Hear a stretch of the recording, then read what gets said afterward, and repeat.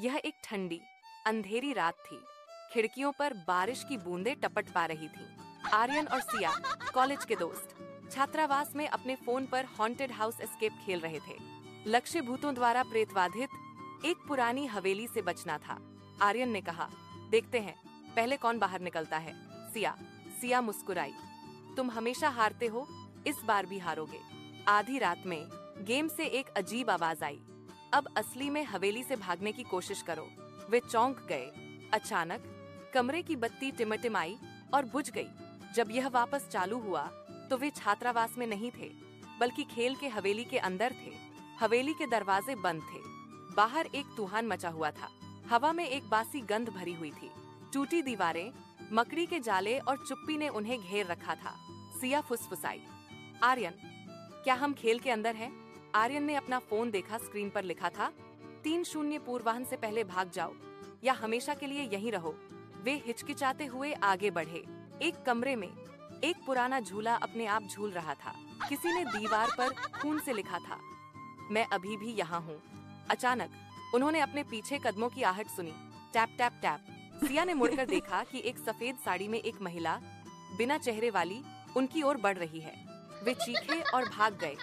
हवेली के गलियारे अपने आप बदलने लगते थे। हर दरवाजा एक नए कमरे में खुलता था।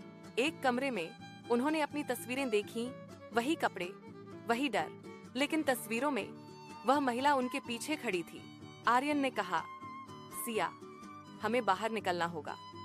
याद रखना खेल में क्या करना है। सिया ने कहा, मुख्य दरवाजा तभी खुलेगा जब हम आत्मा की इच्छा पूरी करेंगे। उन्होंने हवेली की पुरानी किताबों की तलाशी ली और उन्हें एक कमरे में एक डायरी मिली। इसमें लिखा था, मैं इस हवेली की मालकिन थी। मेरे पति ने मुझे धोखा दिया और मुझे इसी कमरे में जिंदा जला दिया।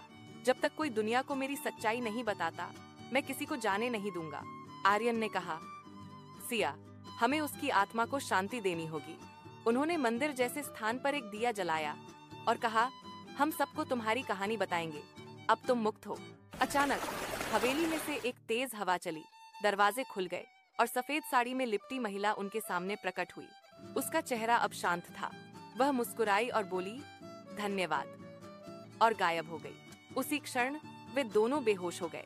जब वे जागे तो वे वापस अपने छात्रावास में थे। वही गेम फोन पर खुला था, लेकिन अब लेवल पूरा हो गया था। स्क्रीन पर लिखा था, तुमने भूतिया हवेली से हमेशा के लिए मुक्ति पा ली। सिया ने जोन फेंक दिया और कहा, मैं अब रात में कभी कोई गेम नहीं खेलूंगी।